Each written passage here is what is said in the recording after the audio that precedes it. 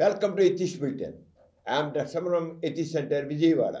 I am Pramila, Etish Center, Vijayawada. ముఖ్యాంశాలు. ఆస్తికత్వం మౌఢ్యాన్ని పెంచితే నాస్తికత్వం వివేకాన్ని విజ్ఞతని పెంచుతుంది. నాస్తికత్వం ద్వారానే వ్యక్తి వికాసం, సామాజిక పురోగమనం. నాస్తికోద్యమ నాయకులు గోరా. మతం కాదు, సైన్స్ కావాలి. సైన్స్ ప్రాణాలను రక్షిస్తుంది. మానవాళిని మశూచికం నుంచి రక్షించిన ప్రముఖ సైంటిస్ట్ ఎడ్వర్డ్ జెన్నర్. కర్మ సిద్ధాంతం అర్థం లేనిది. డాక్టర్ సమరం. విజయవంతంగా ముగిసిన ప్రపంచ నాస్తిక మహాసభలు. వ్యక్తి వికాసం, సామాజిక చైతన్యం ధ్యేయంగా గత 6 సంవత్సరాలుగా విజయవంతంగా కృషి చేస్తూ 7వ సంవత్సరంలోకి అడుగుపెట్టిన సమరం ఛానల్స్. ముఖ్యాంశాలు చూశారు కదా, ఇక వివరాల్లోకి వెళ్దాం. డాక్టర్ గారు, ఆస్తికత్వం మౌఢ్యాన్ని పెంచితే నాస్తికత్వం వివేకాన్ని విజ్ఞతని పెంచుతుంది. నాస్తికత్వం ద్వారానే వ్యక్తి వికాసం, సామాజిక పురోగమనం అన్న గోరాగారి మాటలను కాస్త వివరించండి. ఇదేనమ్మా, ఆస్తికత్వం మౌఢ్యాన్ని పెంచుతుంది. అసలు మనిషిని ఆలోచన ప్రశ్నింపనవదు. ఇది ఎలా వచ్చింది, అమ్మని ఎలా పుట్టానే దేవుడిచ్చాడు. అమ్మ ఇది ఎలా అవుతుంది, దేవుడు చేస్తాడు. అన్నిటికీ దేవుడు. ఆ దేవుడు ఏంటి అందుకే మనిషికి ప్రశ్నించే, చిన్నప్పటి నుంచి మనిషిలో ప్రశ్నించే తత్వాన్ని ఆస్తికత్వం మనిషి చంపేస్తుంది. ప్రతీదీ దేవుడికి ముడిపెడతారు. ఏ మంచి జరిగినా చెడు జరిగినా దేవుడికి దయ లేదు అంటారు. లేదా మనం పాపం చేసాం కనుక జరిగింది అంటారు. అంతే, ఏదో ఒకటి. ప్రతిదీ తప్పని చేస్తే నరకానికి పోతాడులే అంటారు, మంచివాడు స్వర్గానికి వెళ్తాడు అంటారు. అసలు ఏంటి అసలు అన్నీ కూడా అసలు ప్రశ్నిస్తానం లేదు. ఇంక ఏంటి నరకం, ఏంటి స్వర్గం, ఎక్కడుంది, ఎలా ఉంది, ప్రశ్న అడగకూడదు. నేను ఎలా పుట్టానమ్మా, దేవుడు పుట్టించాడు. మరి దేవుడిని ఎవరు పుట్టించాడు నాకు కొద్ది తిరిగారు వాడు. అథవా ప్రశ్నిస్తావా అని లంపకాయ పుడుతుంది.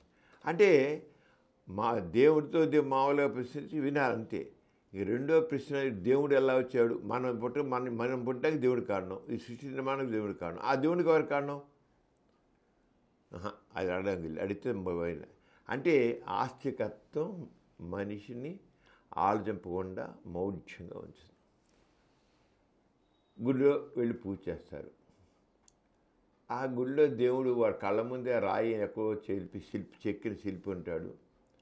వాడు దిక్కాడు చెరుపు. ఆ శిల్పిని తీసుకొచ్చి, ఆ శిల్పం తీసుకొచ్చి దేవుడని ఏదో మంత్రాలు వేసేసి ఆ రాయిలో మహత్యం వచ్చేసింది, దేవుడు జరిపాడు, దేవుడు మహత్యం వచ్చేసినాక ఆ దేవుడిని పూజిస్తుంటారు. ఎవడో అడగచ్చు, ఈ రాయి నిన్న మనలా చూసిందే, ఆ శిల్పే చెక్కాడు దేవుని బొమ్మని, ఎక్కడి నుంచి వచ్చింది ఈ మహత్యం, ఎలా వస్తుంది దీంట్లోకి? మన కళ్ళ ముందే ఉన్న రాయే కదా, మన ముందే చెక్కాడు కదా, ఓ బొమ్మ చెక్కేసేసి దేవుని అంటే ఎట్లాగా? అంటే మంత్రోచ్చారణ చేసి వచ్చింది. మరి మంత్రోచ్చారణ చేసినట్లయితే, అలా వచ్చేసేట్లయితే అంత మంత్రంతో గొప్ప విశేషం అంటే, గజనీ మహమ్మద్ 20 సార్లు భారతదేశం దండయాత్ర చేసి గుళ్ళను దోచేసి దేవాలయాన్ని పగలగొట్టి ఆ డబ్బును దోచుకుంటే వీళ్ళు మంత్రాలు వేసి గజనీ మహమ్మద్ చంపలేకపోయారా? ఆ దేవుడు ఆపలేకపోయాడా మంత్రం వేసి? ప్రశ్నించకూడదు. మరి 20 సార్లు వచ్చాడు, దేవాలయాలు దోచుకుపోయాడు, డబ్బంతా దోచిపోయాడు. ఇప్పుడు కొంతమంది దేవాలయాలు పగలగొడతారు, ఇవన్నీ చేస్తారు. వాడు తలగా పగిలిపోవాలి కదా. ఇప్పుడు దేవాలయాల్లో దొంగలు డబ్బులు ఎత్తుకుపోతుంటారు. ఆ దేవుడు మనం రక్షిస్తాడని కదా పోయి పూజలు చేసేది, అని సమర్పించుకునేది. దేవుడిలోకి ఉన్న ఆభరణాలు ఎత్తుకుపోతుంటారు. దేవుడు అని ఆపలేడా? దేవుళ్ళైనా శక్తి ఉంటే మరి దొంగలు చేసిన టప్పమని చావాలి కాడు. ఆ దేవుడు కిరీటమైన దేవత మెళ్ళ కాయ నగలు తెచ్చుకున్నా చావాలిగా, ఒక్కరు చావడే. వాడు పాపం నరకానికి పోతాడు. ఏంటిది? అంటే మౌఢ్యము ఎంత ఈ నల్లతాడు కట్టుకో మంచి జరుగుతుంది, ఈ ఉంగరం పెట్టుకో మంచిది, ఏమిటి దీంట్లో ప్రశ్నించే తత్వం లేదు. ఆ రంగం మతం అడుగడుగున మనుషుల్లో మౌఢ్యాన్ని పెంచుతుంది కానీ వివేకాన్ని విజ్ఞతని ప్రశ్నించే తత్వాన్ని నాస్తికత్వంలో కాదు. నాస్తికత్వం గౌరవ ఏం చెప్పారు, నాస్తికత్వంలో వివేకాన్ని విజ్ఞతని పెంచుతుంది. వివేకం ఒక లాజికల్ థింకింగ్ని, క్రిటికల్ థింకింగ్ని ప్రవేశపెడుతుంది. దాన్ని ప్రతిదీ ప్రశ్నించడం ద్వారా మనిషిలో ఒక వ్యక్తిత్వాన్ని పెంచుతుంది, మనుషుల సృజనాత్మను పెంచుతుంది, వ్యక్తుల ఒక స్వతంత్ర శక్తిని పెంచుతుంది నాస్తికత్వం. అంతే నాస్తికుడు చాలా చక్కగా పనులు సాధిస్తాడు. ఆస్తికుడు అయిన పనిలో వైఫల్యం చెందితే దేవుడికి తెలియలేదు, నా కర్మ ఇంతే, ఇదంతా దురదృష్టం అనుకుని వాడు ఆగిపోతాడు. అంతకంటే ఎక్కువ కృషి చేయడు వాడు.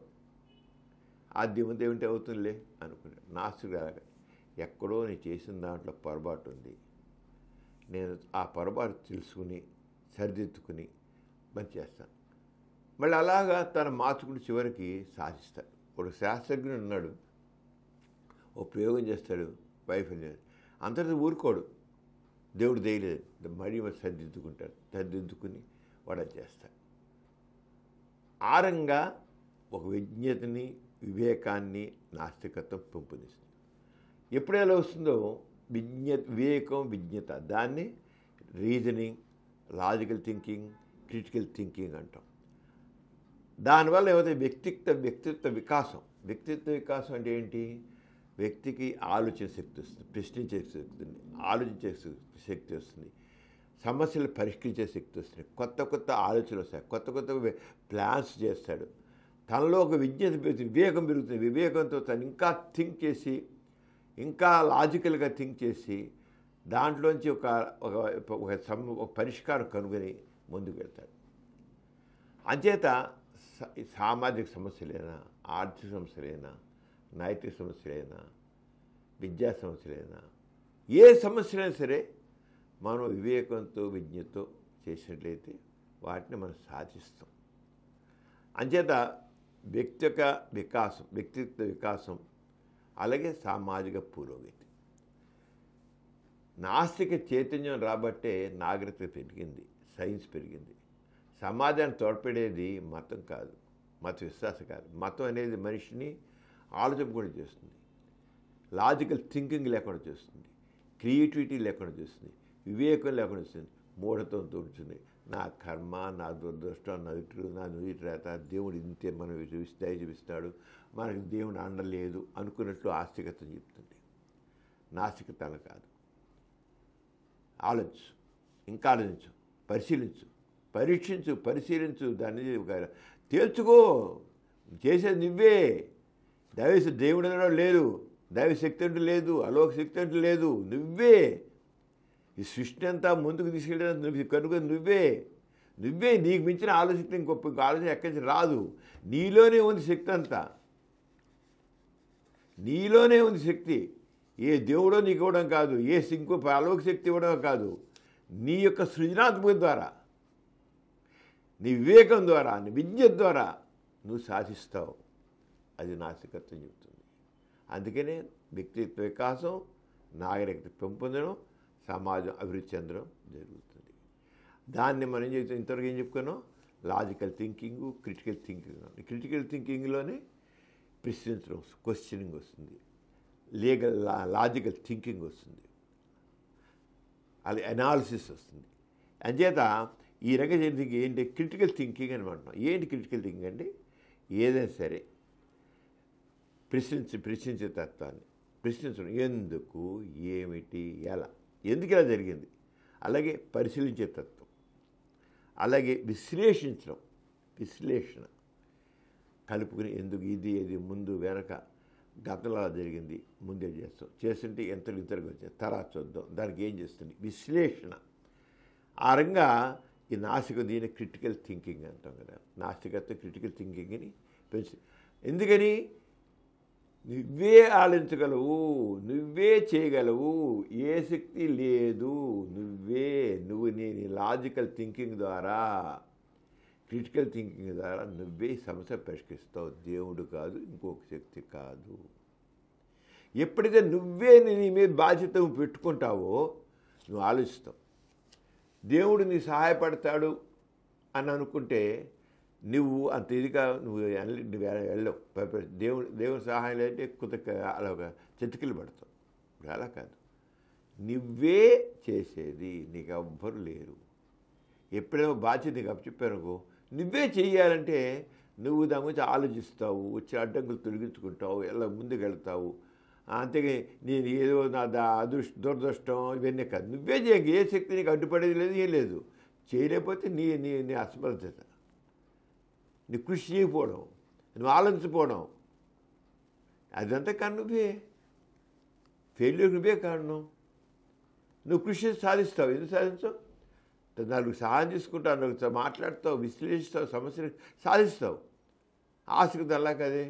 ఆస్తికతంలో మనిషి ఆ రంగా ఆలోచించడం అంటూ ఉంటుంది. దీన్ని క్రిటికల్ థింకింగ్ అన్నాం. క్రిటికల్ థింకింగ్ దాంట్లో ఏంటి? ఎనలైజ్, దాన్ని ఎందుకు, విశ్లేషణ, ఇవాల్యుయేషన్. ఇవాల్యుయేషన్ అంటే ఆ వచ్చినటువంటి ఎప్పుడైతే నువ్వు విషయాన్ని ఎల్లే చేసావో, ఎందుకు ఏమిటని ఎల్లే చేసావో, అక్కడి నుంచి ఇవాల్యుయేట్ చేస్తావు. ఏది దీంట్లో కరెక్ట్ పంథ, ఏది కరెక్ట్. ముందు ఎందుకు ఏమిటి తెలుసు, కొంత పెరుగు వచ్చాయి కదా, దాంట్లోంచి ఏది కరెక్ట్గా తీసుకుంటావు. నువ్వు బట్టలు కనుక వెళ్తావు, 10 చీరలు పెడతారు. నువ్వు నీకు ఏది నచ్చుతావు, నీకు ఏది సరిగ్గా సరిపోతావు నువ్వు సెలెక్ట్ చేసుకుని తీసుకో. వెళ్ళడం బెత్తలు కనుక వెళ్ళవు, అక్కడ ఉంటాయి. అలాగే సమస్యలు ఉంటాయి. దాని సమస్యలను చూసుకుని దాంట్లోంచి ఏది కరెక్టు ఓ పరిష్కారం. నువ్వైతే నీకు దాంట్లోంచి ఒక సరైన మంచిదాన్ని సెలెక్ట్ చేస్తావు. ఎలా అయితే ఒక మంచి చీర సెలెక్ట్ చేసుకుంటావో అలాగని ఒక విషయం కరెక్ట్, ఇది కరెక్ట్ అని నువ్వు చేసి తీసుకుంటావు. ఇవాల్యుయేట్ చేస్తావు. ఇవాల్యుయేట్ చేసి ఎన్నింటిలో ఎలా ఉంది ఏంటి వాళ్ళు లెక్క పెడతావు అని చూసుకుంటావు. తర్వాత ఇన్ఫర్మేషన్ లాజికల్లీ. నీవు తీసుకొచ్చే ఇన్ఫర్మేషన్ అంతా కూడా లాజికల్గా ఇది సరిపోదా, దీంట్లో ఏ అడ్డంకులు వస్తాయి, ఇది ఎంతవరకు మనకు ఉపయోగపడుతుంది, ఏమిటి దీంట్లో ఎంతవరకు సత్యం ఉంది, దీంట్లో ఎంతవరకు లేదు, ఇది ఎంతవరకు సాగుతుంది, ఎంతవరకు సాగదు, ఇదంతా కూడా నువ్వు ఇంటర్ప్రిట్ అంటే అన్వయించుకోవడం, దాన్ని అర్థం తీసుకోవడం. అంతేత లాజికల్గా లాజికల్ థింకింగ్ అంటే రీజనబుల్గా ఒక చేయడాన్ని లాజికల్ థింకింగ్ అంటారు. స్టెప్ బై స్టెప్ ఆలోచన చేసేది అండ్ టేక్ డిసిషన్. ఇది క్రిటికల్ థింకింగ్లో ముఖ్యమైనది. మీరు ఎప్పుడైతే దేవుడి మీద భారం వేసాకో ఈ స్టెప్స్ ఏం రావు. దురదృష్టం, అదృష్టం, దురదృష్టం, కర్మ, నుదిటి రాత, దేవుని దయ లేదు, దేవుని సహాయం లేదు, దేవుని సహాయం ప్రతి చెప్పిన సక్సెస్ అవుతాం అంటే వాడు ఇవన్నీ ఆలోచనక అయిపోయింది. మనం చెప్పిన ఏమి ఉండవు అక్కడ. అంతే నాస్తికత ఏం చేస్తుందంటే మనిషిలో ఆ రకమైన విశ్లేషణాత్మక శక్తిని, వివరణాత్మక శక్తిని పెంపొందింపజేస్తుంది. అంటే క్రిటికల్ థింకింగ్ చాలా అవసరం. ఆస్తికత్వంలో ఇవన్నీ లేక మౌఢ్యంగా అదృష్టం, దురదృష్టం, దేవుని సహాయం ఉంది, దేవుని సహాయం లేదు, అయిపోతుంది. అంటే ఈ సామాజిక నాస్తిక చైతన్యంతోనే వచ్చింది. ఒక సైజు పురోగమనం చెందిన నాస్తిక చైతన్యాన్ని. అక్కడ నాస్తికత్వం పేరు కాదు అక్కడ అసలు. నాస్తికత్వం దేనికి, నాస్తికత్వం అనేది ఎక్కడుంది? ఆ వర్డ్ని ఏదైనా పెట్టుకో, నాస్తికతను లేదా ఫ్రీ థింకింగ్ అను, ఫ్రీ థాట్ అను, ఏదను, నువ్వు నాస్తికత్వం కాదు. ఆస్తిక భావజాలం కాకుండా మనిషిని ఆలోచింపజేసేది, థింకింగ్ ప్రాసెస్ పెంచేది, ఎనాలిసిస్ పెంచేది, ఎనలైజ్ చేసేది దాన్ని నాస్తికత్వం. అంతే. నువ్వు నాస్తికత పేరు అవసరంలా. సైన్స్ అనుకో, ఏదో అనుకో, కానీ నాస్తికత్వంలో ఈ సిద్ధాంతాలు ఉన్నాయి కనుక ఈ రంగ ఆలోచన స్వర్ణం దగ్గర నాస్తికత్వం అంటాం. నాస్తికత మీద ఇంకో పేరు పెట్టుకో, ఏం పర్వాలేదు. హేతువాదం అంటావో, రేషనల్ థింకింగ్ అంటావో, ఏమంటావు, లాజికల్ థింకింగ్ అంటావో, ఫ్రీ థాట్ అంటావో, నీ ఇష్టం. ఒక నాస్తికత్వం అనేది కాదు, ఏదైనా సరే మామూలుగా ఉన్నట్టు మౌఢ్యానికి వేరే ఆలోచనవాడిని. ఆస్తికత ఆలోచించాలంటే నాస్తికత మరొక ఆలోచన. ఈ రకంగా ఎనలిటికల్గా లాజికల్గా థింక్ చేసే ప్రాసెస్ నాస్తికత అంటాం, అందుకే కాదు. ఆ రంగం వస్తుంది. అంచేసి చివరికి ఇదంతసేపు వచ్చిన నువ్వు ఒక నిర్ణయానికి వస్తావు. నిర్ణయానికి వచ్చిన తర్వాత దాంట్లో వచ్చి కొన్ని ఊహిస్తావు, ఇలా చేయొచ్చు, అలా చేయొచ్చు, అంచేది వాటి ఈ రకంగా దీని రేపు చూసి పెట్టి రకరకాల నీకు సొల్యూషన్స్ రకరకాల ఆలోచనలు వస్తాయి. వాటన్నిటిని నువ్వు చేసి ఆలోచించి వాటి నుంచి ఇవాల్యుయేట్ చేసుకుని ఇలా అవ్వచ్చు అలా అవ్వచ్చు అని ముందే లెక్క కట్టుకుని దాంట్లోంచి నువ్వు ఒక తీసుకుంటావు. ఇక చివరికి వెల్ రీజన్డ్ క్యాలిక్యులేషన్ డిసిషన్స్ చివరి లాజికల్గా థింక్ చేసాక చివరికి నీకు ఒక కారణం వస్తుంది. అంచేత నీకు క్రిటికల్ థింకింగ్లో కావాల్సిన ఏంటి? ఎనాలిసిస్. ఏదంటే ఏంటి వచ్చిందాన్నింటిలో చూసి అనలైజ్ చేయడం. ఇదేంటి ఎందుకు జరిగింది, ఎలా ఎందుకు జరిగింది, దీనికి ఇలా అయితే ఎలా చేస్తే బాగుంటుంది, ఎలా చేస్తే బాగుంటుంది, ఇలా చేస్తే బాగుంటుంది, అలా చేస్తే బాగుంటుందా అని చేయడం. వీటన్నిటిలో వచ్చి దాంట్లోంచి ఏది కరెక్ట్ని ఇవాల్యుయేట్ చేసుకోవడం. అనేక ముందు పెట్టుకుంటాం, రకరకాలని చూసుకుంటాం. నువ్వు 100 చీరలు 10 చీరలు ఉంటే 10 చీరలు చూస్తే నువ్వు ఏం వస్తావు, ఎలా చివరికి డిసిషన్ వస్తావో అలాగే 10 రకాల ఆలోచన ధోరణులతో నువ్వు 10 యాంగిల్స్ నుంచి ఆలోచించి నువ్వు ఒక నిర్ణయానికి వస్తావు. వచ్చిన తర్వాత ఇక చివరికి నువ్వు ఒక డిసిషన్ ఇది కరెక్ట్, ఈ రకంగా వెళితే కరెక్ట్ అని నిర్ణయం తీసుకుంటావు. ఒక డిసిషన్ మీకు అక్కడి నుంచి నువ్వు కూడా వచ్చిన దగ్గర నిర్ణయం వచ్చిన కదా బ్లైండ్గా అదే అనుకోనుకోసంలా. మనిషికి ఆలోచించే శక్తి ఉంది, సృజనాత్మక శక్తి ఉంది. నువ్వు అవన్నీ ఆలోచనే కాదు, నువ్వు విషయాలను సేకరించి వాటి నుంచి అనలైజ్ చేసావు. నీ బుర్ర కూడా ఉపయోగించు. నీ బుర్ర కూడా ఉపయోగించి చివరికి నేను ఇలా అనుకుంటున్నాను, వీటన్నిటి నుంచి వచ్చేది ఇది అని నేను కూడా ఇది కరెక్ట్ అంటే ఇవన్నీ ఎప్పుడు చేసావు నీ ఆ చివరికి యూ హ్యావ్ టేక్ డిసిషన్. ఎందుకంటే పనిచేసేది నువ్వే, నీ శక్తి సామర్థ్యాలు, నీకున్న అవకాశాలు, నీకేం అవకాశాలు ఉన్నాయో ఎంత శక్తి సామర్థ్యాలు ఉన్నాయో అనేది నువ్వు ఎవాల్యుయేట్ చేసుకోవాలి. నీకు ఎంత సహకారం అది ఏంటది అలా చేసినప్పుడు నువ్వు సాధిస్తావు. ఇది నాస్తికత్వంలో చాలా అనేది. ఈ క్రిటికల్ థింకింగ్ యొక్క ఇంపార్టెన్స్ ఏంటంటే encourage logical reasons rather than impulsive choice. అంటే క్రిటికల్ థింకింగ్ క్రిటికల్ ఏంటంటే ఎంకరేజ్ లాజికల్ రీజనింగ్.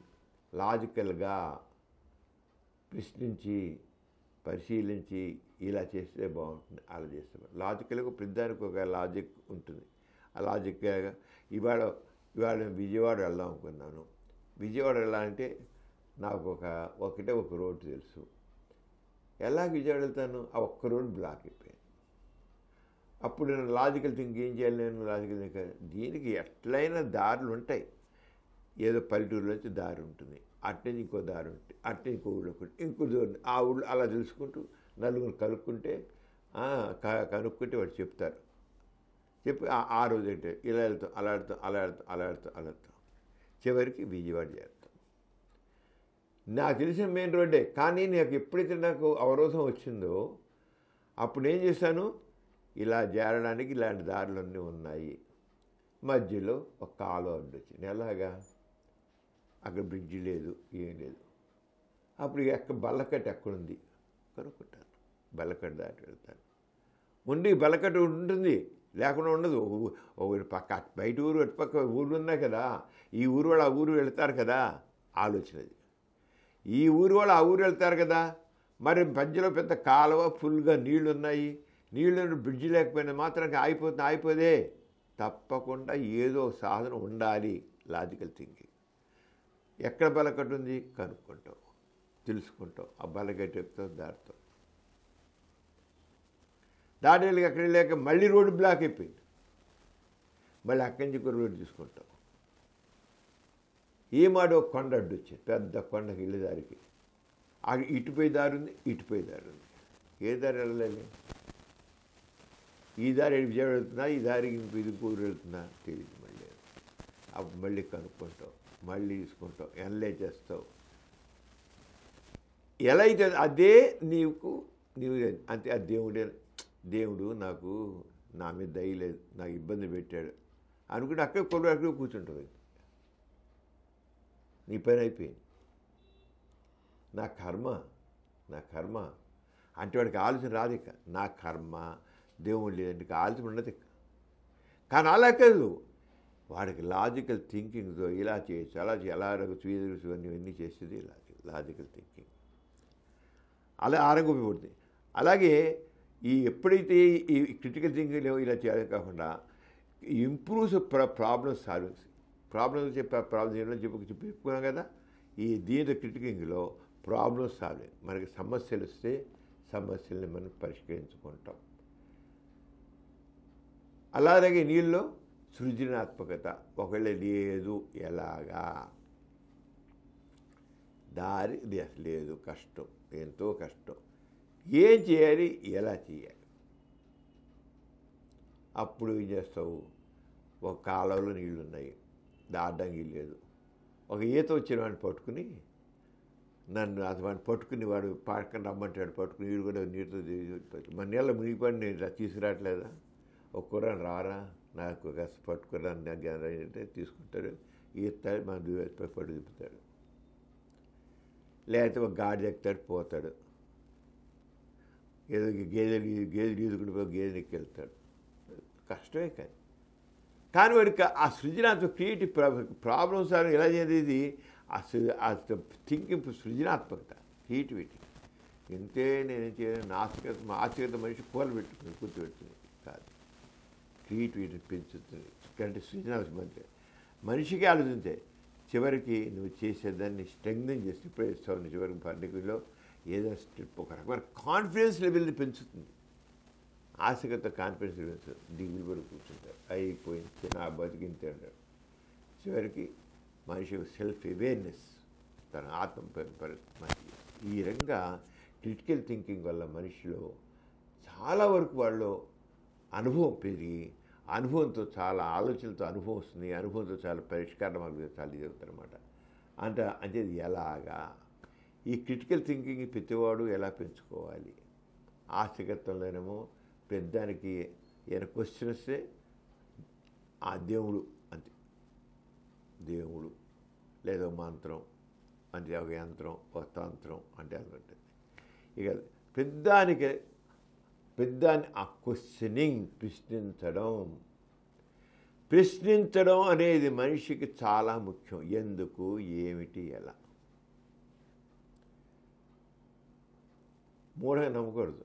ఇలా చేస్తే అమ్మో చేతులు ఏం లేదు, విభూతి ఇచ్చాడు, ఇలా అయిపోయేమో గొలుసు ఇచ్చేస్తాడు. దైవశక్తి ఇంతనా? నో, సంథింగ్ ఫ్రమ్ నథింగ్ ఏం లేదు. సంథింగ్ ఫ్రమ్ నథింగ్ శూన్యాలు రావు. ఫస్ట్ తెలుసు శూన్యాలు రావు. మనిషి అక్కడ భౌతికంగానే రావాలి. దేవుడి చేయండి, ఎవరు ఎక్కడి ఇస్తాడు? ఎవరికి అంత పుట్టితే దేవుడి దైవభావతే. చివరికి ఏంటంటే అదొక మ్యాజిక్. గాడి అంటే చాలా జిమ్మిక్కులు ఉంటాయి. చెప్తూ సింతేనా అనుకుంటారు. సత్యవాయిలు బీబులిస్తే అమ్మో దైవ మహత్యం. ఒక గొలిసిస్తే అమ్మాయి ఒక 100 గ్రామ్స్ అంత ఎంత పెద్ద రోడ్డు మీద రోడ్డు పక్కన 10 పైసలు వాడు గాడి చేస్తే 10 పైసలు ఇసేసిపోతుంటారండి. పాడు చేస్తాడు. సత్యవ చేసే గాడి దగ్గర ఎక్కువ చేస్తారు. ఇవన్నీ మనిషి ఆలోచించుకుని అదేమో ఆ రోడ్డు మీద గాడి చేస్తాడేమో వాడు పట్టుకోటి కోసం 10 పైసలు కోసం చేస్తూ అంటారు. మీరు బాబాగా చేస్తే దైవ మహత్యం అంటారు. అది ఆస్తికత్వం. ఆస్తికత్వంలో మూఢత్వం, మౌఢ్యం ఉంటుంది. అంచేత ఆస్క్ క్వశ్చన్ ఎందుకు, ఏమిటి, ఎలా అని ప్రశ్నించడం నేర్చుకోవాలి. వచ్చిన తర్వాత ఎల్లే చేసుకోవాలి. ఇలాంటివన్నీ దీనికి ఇలా ఉంది కనుక అది కూడా ఇలా అవ్వచ్చు, ఇది కూడా ఇలా అవ్వచ్చు. అన్వయించుకోవడం. అన్వయించడం అనేది మనకు ప్రతి కాదు. ఒక చదివిన దాన్ని అన్వయించడం. నువ్వు సబ్జెక్ట్ చదివావు, ఒక సైన్స్ చదివావు, దాన్ని అన్వయించడం చేసుకోవాలి. అన్వయించడం. అలాగే నీకు రకరకాల పెర్స్పెక్టివ్స్, రకరకాల ఆలోచన ధోరణుల్ని నువ్వు తెలుసుకో. రకరకాల ఆలోచన విషయాలు తెలుసుకో. వాటన్నిటిని ఎనలైజ్ చేయి. విన్నావు ఎన్నో విషయాలు, వాటన్నిటిని కూడా నువ్వు దానికి ఇదన్నమాట సమాధానం, ఇదన్నమాట ఓహో దాని నుంచి మనం నేర్చుకోవచ్చు అన్నమాట. ఇది ఎప్పుడు వస్తుంది? క్రిటికల్ థింకింగ్ వస్తుంది. ఇలాంటి ఎన్నో ఉంటాయి. ఓహో ఎన్నో విన్నావు నువ్వు కబుర్లు. ఆ కబుర్లన్నింటినీ నువ్వు ఒకసారి ఆలోచించు, అన్వయించుకో, వీటన్నిటిని అన్వయించుకుని దానికి అప్లై చేసి మరి దేనికైతే కాదు అన్నింటికి దానికి ఒకటిలాగా ఉంటుంది దొరుకుతాయి. అలాగే చివరికి నువ్వు నీలో ఒక సృజనాత్మకత పెంచుకో, సెల్ఫ్ అవేర్నెస్ చేసుకుంటే తప్పకుండా అవుతుంది. అంచేత ఆ క్వశ్చన్స్ చేసుకోవడం, ఎన్లైజ్ చేసుకోవడం, ఇవన్నీ చూసుకుని చేసి డెవలప్ చేయడం కావాలి. ఈ రంగా చేసినట్లయితే నీలో తప్పకుండా క్రియేటివ్ థింకింగ్ వస్తుంది.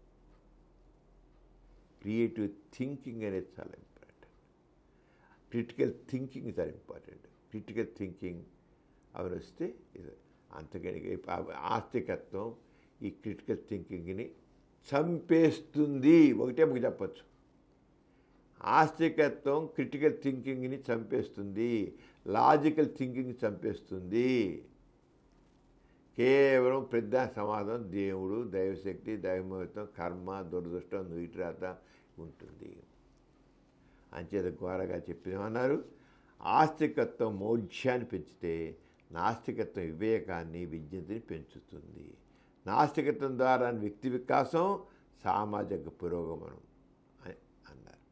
అని సమాజ వికాసం అన్ని రంగాల్లో కూడా ఈ క్రిటికల్ థింకింగ్ కాదు ఉన్నప్పుడు అవుతాడు అని చెప్పి ప్రతి ఒక్కళ్ళు దీని చిన్నప్పటి నుంచి అలవర్చుకుంటే చిన్నప్పటి నుంచి రావాలి. మౌఢ్యంతో పెరిగితే రాదు.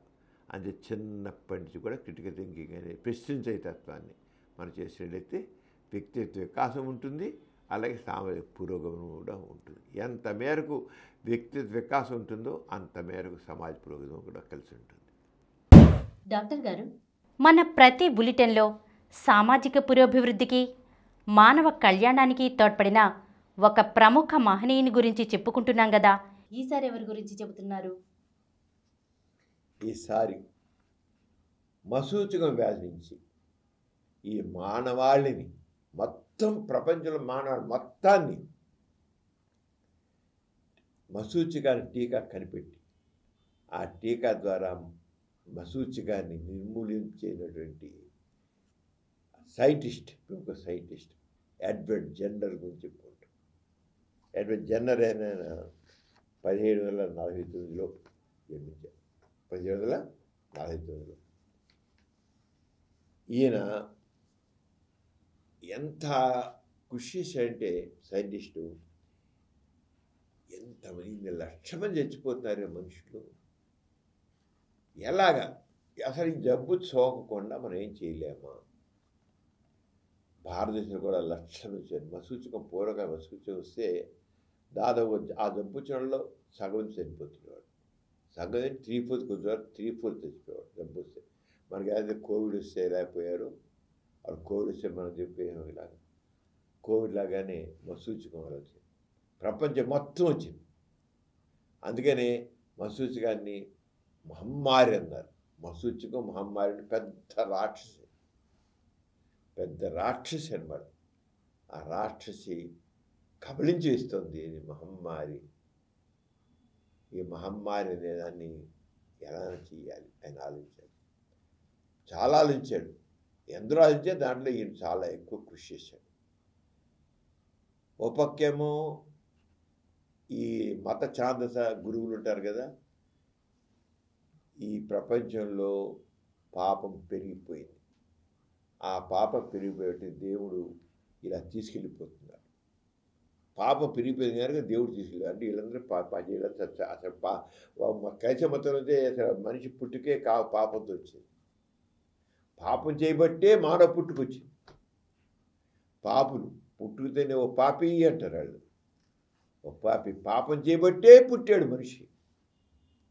అంతే దేవుడు ఆ పాపులందరూ తీసుకుపోతున్నాడు అని క్రైస్తవ మత గురువులు చేస్తున్నారు.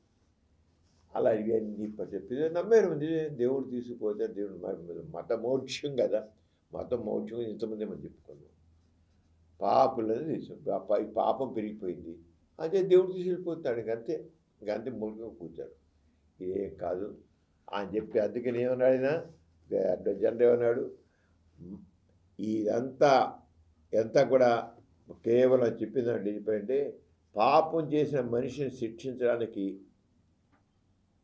ఈ పాపం చేసిన మనిషిని శిక్షించడానికి దేవుడు మసూచక వ్యాధి పంపుతాడు, దేవుడు విధించే శిక్ష నుంచి ఎవరు తప్పుకోలేరు అని వాళ్ళంటే, దానికి అడ్వైజ్ మతం కాదు సైన్స్ కావాలి. సైన్స్ ప్రాణాలు రక్షిస్తుంది, సైన్స్ ప్రాణాలు రక్షిస్తుంది, మతం ప్రాణాలు తీస్తుంది. సైన్సే కావాలి. మీరంతా మొత్తం మతగురు నాకు వీలు లేదు. వాళ్ళు ఏమన్నారు, మతగురు పాపం చేసిన మనిషిని శిక్షించడానికి దేవుడు మసూచక వ్యాధిని పంపుతాడు, దేవుడు విధించే శిక్ష నుంచి ఎవరు తప్పించుకోలేరు. అంతే. మరి మూర్ఖంగా ఉన్న జనం నిజమే కావాలి, మనం ఏదో పాపం చేస్తుంటాం కదా, చెప్పినారు ప్రతివాడు పాపం చేస్తాడు అంటున్నారు. ఈయన ఇలా ఆలోచించి ఇది ఎలాగా ఏమిటి అని అంచేత మసూచకం వచ్చిన దానికి ఏం చేయాలి ఆయన పరిశోధన చేస్తాడు. చేస్తుంటే టీకా పెట్టాను, టీకాకి పెడుతున్నాడు. ఒకరోజు పాలు పూసే అమ్మాయి వచ్చి ఊళ్ళో మసూచుకుంది. అంటే మహమ్మారి ఈ స్మాల్ పాక్స్ ఉంది. అంటే మా అమ్మాయి పెద్ద బడాయగా, నాకు మసూచకం రాదు, నా మసూచకం రాదు. ఎందుకంటే నేను ఏ ఆవుకైతే పాలు పిండుతానో ఆవుకి మసూచకం పుళ్ళు ఉన్నాయి. ఆవు కూడా మసూచకం ఆవు మసూచకం వచ్చింది, దాని పుళ్ళు ఉన్నాయి. అప్పుడు చివరికి దాని పొదుగు దగ్గర కూడా పుళ్ళు ఉన్నాయి. నేను ఆ పాలని నా చేతితో పిండుతాను, నా చేతి కూడా గాయాలు ఉన్నాయి, చిన్న గాయాలు ఉన్నాయి. నాకైతే ఆ జబ్బు నా శరీరంలోకి వెళ్ళింది పాల ద్వారా. ఏమిటి జబ్బు వెళ్ళింది, దాని పుళ్ళు ఉన్నాయి, దాని పొదుగు దగ్గర పుళ్ళు ఉన్నాయి, నా శరీరంలోకి వెళ్ళిపోయింది. నేను బాగానే ఉన్నాగా, అంటే అది బాగుంది, పాలు ఇస్తుంది, అంటే నేను బాగానే ఉంటా అన్నట్ట. చాలా అమ్మాయికి ఏం తెలియదు. అతి సామాన్యుల మాటలు కూడా ఒక్కోసారి ఎలాగా సొల్యూషన్ దొరుకుతుంది అనేది అడ్వైజర్ అంటాడు. అడ్వైజర్ ఏమన్నా అంటే, ఇప్పుడు నాకు దొరికిన కిటుకు, మనం కొద్ది మోతాదులో టీకాల రూపంలో ఆ మసూచక క్రిములు మనుషులకు ఎక్కిస్తే వాళ్ళకి మసూచకం రాకపోవచ్చు. మసూచకాన్ని నివారించేటువంటి శక్తి గుణం మనిషిలో పెరుగుతుంది అనుకున్నాడు. అక్కడి నుంచి మసూచకం సోకిన ఆవు నుంచి ఆ క్రిముల్ని సేకరించి చిన్న మోతాదుల్లో మనుషులకు టీకా కిందించారు. ఇప్పుడు పోలియో డ్రాప్స్లో కూడా పోలియో వైరస్ని మనం ఇస్తాం, డ్రాప్స్ వేస్తామే, పోలియో వైరస్ని మనం వేస్తాం. వేస్తే దాంట్లో మనకి ఇమ్యూనిటీ పెరుగుతుంది. అలాగా లేదా యాంటీజెన్స్ కింద ఇస్తుంటాం, వల్ల ఇమ్యూనిటీ వస్తుంది. ఆ రంగానే ఈయన మరి సైంటిస్ట్ కదా, అంచేత చేశాడు. సరే అక్కడ చేశాడంటే రోగం రాకుండా ఉండాలి ఎలాగా, మరి చుట్టూతో మసూచి వచ్చిన వాళ్ళే ఉన్నారు. ఎంతమందికో మన కరోనా టైం చూడు, ఎంతమందికి కరోనా వచ్చింది, ఎంతమంది మసూచి, మన పక్కనే వాళ్ళకి మసూచి, మన ఇంట్లో ప్రతి ఇంట్లో కరోనా వచ్చింది. అంచేత తను వేసాడంటే ఎవడు ఈయన వేసాడంటే వాళ్ళ అబ్బాయికే మా టీకా వేసాడు. మొట్టమొదటి టీకా వాళ్ళ అబ్బాయికి ఇచ్చాడు. చూద్దాం మా అబ్బాయికి వస్తున్నాడు, తిరగరా, నీకు రాదు, తిరుగు, నేను వచ్చాను, నీకు మా సూచన రాదు, పోయి ఎక్కడ తిరుగు అన్నాడు. రాలా, అబ్బాయికి మసూచన రాలా, సోకల నలుగుతో తిరిగాడు, మసూచనలు తిరిగాడు, అన్నీ చేసాడు, రాలా. అయితే మనం దాని శరీరంలో మన క్రిమి శరీరంలో ప్రవేశపెడితే ఆ క్రిమికి నిరోధశక్తి యాంటీబాడీస్ తయారవుతాయి. ఈ యాంటీబాడీస్ ఆ వ్యక్తిని రక్షిస్తాయి అని గుర్తించాడు. ఇప్పుడు వ్యాక్సిన్స్ అన్నీ అంతే, కొద్ది క్వాంటిటీలో ఆ వ్యాధిని ఎక్కిస్తాం, కొన్ని చోట్ల యాంటీజెన్స్ ఎక్కిస్తాం, కొన్ని చోట్ల యాంటీబాడీస్ ఎక్కిస్తాం. అంచేత అవి ఎక్కిస్తే రావు అని తెలుసుకున్నాడు. సైంటిస్ట్ కదా. ఆ కంచి టీ కలిశాడు. చాలా చేస్తే ఇక ఆ ఊళ్ళో రావడం మానేసింది. కొత్త వాళ్ళకి రావడం బస్సు కొంతమంది తగ్గిన రావడం మానేసాయి, రాదు. వాళ్ళకి వచ్చే కొత్త వాళ్ళకి బస్సు రావడం మానేసింది. ఇంకా విజృంభించాడు. టీకా తెగ ప్రొడక్షన్ ఇచ్చాడు. ఈ వీటి పశువుల్లోంచి తీసుకుని, క్రిములు తీసుకుని, ఆవుల్లోంచి తీసుకుని, ఆవుల్లో చాలా తల్లికైన ఆవుల నుంచి తీసుకుని ఆ రంగా ఆ మత్స్యకృత్యాన్ని పెంచి ల్యాబొరేటరీలో పెంచి ఆ మత్స్య క్రిముల్ని ఇంకా దాంతో చేశాడు. ఆ రంగా ఇది చేస్తే ఒక పక్క జనం ఏమో జేజేలు పలుకుతున్నారు. అడ్వైట్ జనరల్ నువ్వు మానవాళ్ళని రక్షించడానికి వచ్చావు దేవుడిని. అది దేవుడికి నమ్మకం లేదు. ఇలా కాదన్నాడు, చేశాడు. కానీ మత గురువులు మాత్రం ఎందుకు కోపం వచ్చేసింది. దేవుడు పాపును శిక్షించడానికి ఈ వ్యాధిని పంపిస్తే, మసూచి పంపిస్తే వీడెవడు దాన్ని ఆపడానికి? అంటే పాపుల్ని రక్షిస్తున్నాడు. పాపుల్ని పట్టుకుపోదాం అనుకుంటే పాపుల్ని రక్షిస్తున్నాడు. చాలా గొడవ వచ్చేసి మతం పని మీరందరూ మీ మత నమ్మకాలు ఇవన్నీ మీనింగ్లెస్. మతం కాదు మనకు కావాల్సింది, మత విశ్వాసాలు కాదు, మనకు కావాల్సింది సైన్సే సమాజానికి తోడ్పడుతుంది, సమాజ పురోగతి తోడ్పడుతుంది. సైన్సే ప్లెజరా, మతం కాదు మనకు కావాల్సింది సైన్స్ అని ప్రబోధించి ఆ రంగంలో అలాగా చేశాడు. ఆ రంగాలు చాలా అద్భుతంగా కృషి చేసిన ఆ అడ్వైట్ 1748లో జన్మించి 1823లో చనిపోయారు ఆయన. కానీ ఆయన చేసినటువంటి ఆ కనిపెట్టిన వ్యాక్సిన్ వల్ల ప్రపంచంలో ఈనాడు మచ్చుకైనా మసూచుకం అది లేదు. అసలు చాలా మసూచుకం తెలియదు. అసలు మసూచుకం అంటే ఎవరిని ఎన్ని వివరించి చెప్తే ఇప్పుడు ఇలా చెప్పిన చెప్తే తప్ప ఎవరికి తెలియదు. అలాగే అయిపోయింది మసూచుకం. అంతేగా అంటే కోట్లాది ప్రపంచ జనాభాని రక్షించాడు. అంటే సైన్స్ అనేది సమాజం తోడ్పడుతుంది, మతం అనేది మనిషిని పాడు చేస్తుంది, సమాజాన్ని పాడు చేస్తుంది. అంటే మతం కాదు కావాల్సింది సైన్స్, సైంటిఫిక్ థింకింగ్, శాస్త్ర విజ్ఞానం, శాస్త్ర దృక్పథం కావాలి. మనం వీళ్ళందరి నుంచి తెలుసుకునేది ఏంటంటే శాస్త్ర విజ్ఞానం కావాలి, శాస్త్ర దృక్పథం కావాలి. శాస్త్ర విజ్ఞానం, శాస్త్ర దృక్పథమే సమాజం మేలుకి తోడ్పడుతుంది. డాక్టర్ గారు, మనిషి జీవితం కర్మ సిద్ధాంతం బట్టి నడుస్తుందని చాలామంది నమ్ముతారు. ఈ విషయం గురించి మీ కామెంట్ ఏంటి? కర్మ సిద్ధాంతం ఏమిటో అది మౌఢ్యానికి మూఢత్వానికి నుదిరి రాత నయ్యాలి బ్రహ్మతాంటారు నమ్మకం. అదే కర్మ సిద్ధాంతం. ఈ కర్మ సిద్ధాంతానికి మూలం ఆత్మ ఒకటి ఉంది అనేది నమ్మకం ఒకటి ఉంది కదా. ఆత్మ శరీరాన్ని వేసిపోతే మనిషి చచ్చిపోయినట్లు, ఆత్మ మళ్ళీ వస్తే ఇంకో వ్యక్తి మళ్ళీ పెట్టుకోవాలి పుట్టితే ఆత్మ వాళ్ళు ఉన్నట్లు లెక్క అనేది ఈ ఆత్మసిద్ధం. ఈ కర్మసిద్ధానికి మూలం ఏంటి? నుదిటిరాతకి ఇటుకి కర్మసిద్ధం మూలం ఏంటి? ఆత్మ.